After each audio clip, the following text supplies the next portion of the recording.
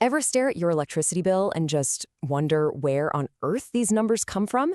I mean, it's not just about how many lights you left on, right?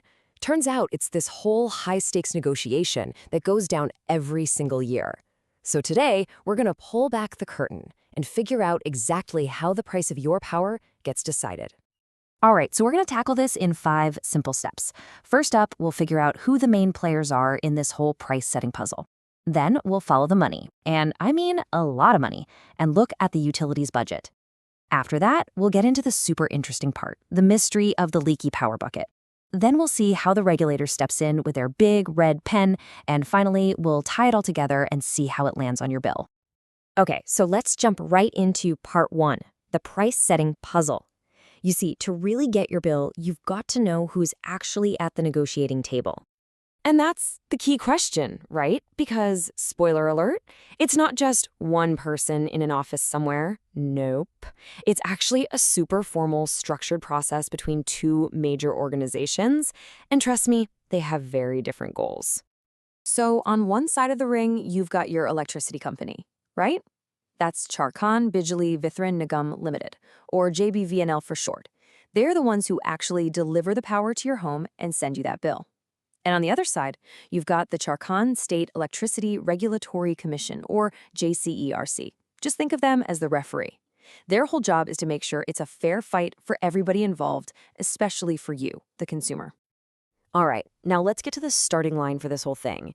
It all begins with the utility's massive budget proposal. This is basically where JBVNL puts all its cards on the table and says, here's exactly how much money we think we need to keep the lights on across the whole state for the next year.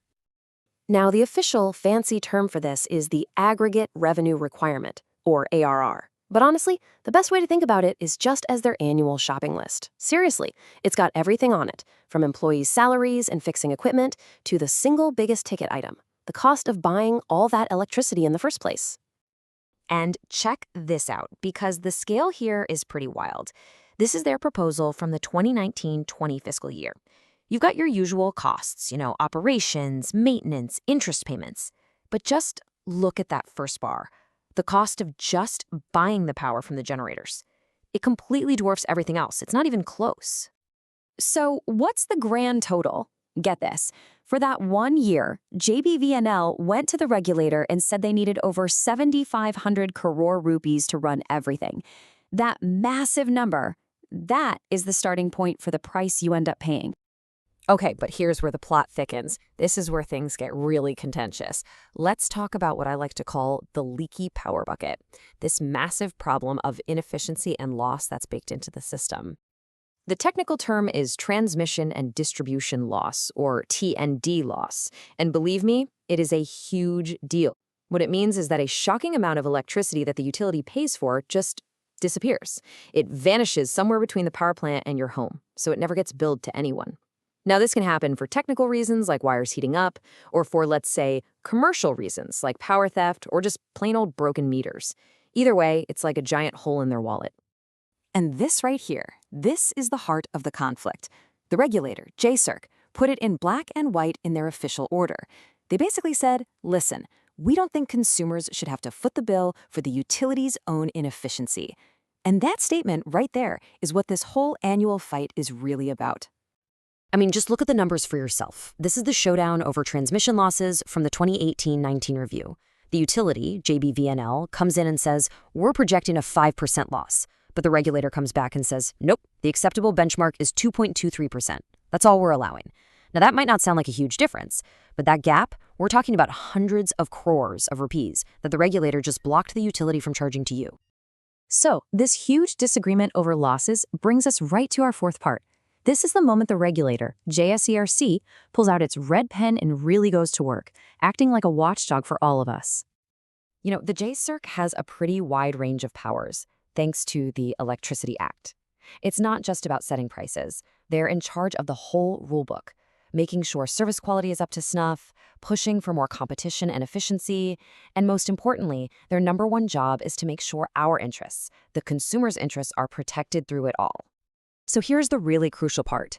The regulator's team literally takes that gigantic budget proposal, that AR we talked about, and they go through it with a fine-tooth comb. Line by line, they question every assumption, And they have the power to just strike out any costs they think are unreasonable or are just the result of being inefficient, like those crazy high T&D losses.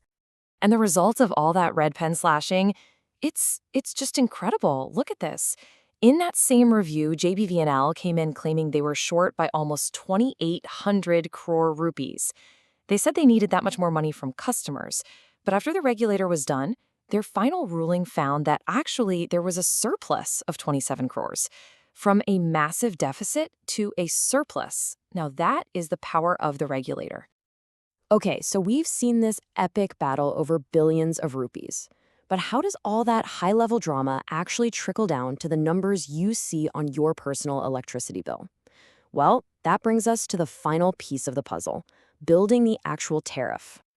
Basically, the regulator takes the final approved budget, the number they landed on after all the cuts, and they have to figure out how to collect that money fairly. So they design a tariff structure that divides up the cost. For example, big industrial factories and commercial shops usually pay a much higher rate for each unit of electricity than a regular household does. This is a really common strategy, and it's called a cross-subsidy.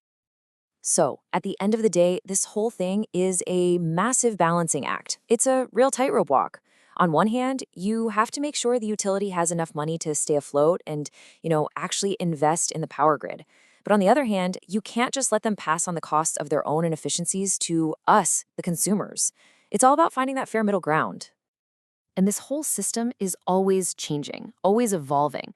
We're now seeing more modern ideas like time of day pricing. The idea is to actually change your habits. So you might get a discount for using electricity late at night when demand is low, but you'll get hit with a surcharge if you use it during peak hours. It's all about trying to balance out the load on the grid. And all of this brings us to one big final question. The cost of buying power keeps going up, and those operational losses, they're not just disappearing overnight. So is this yearly, super contentious battle over budgets and prices, is it really a sustainable model for the long run? That's the multi-billion rupee question that everyone, regulators, utilities, and us, is going to have to face.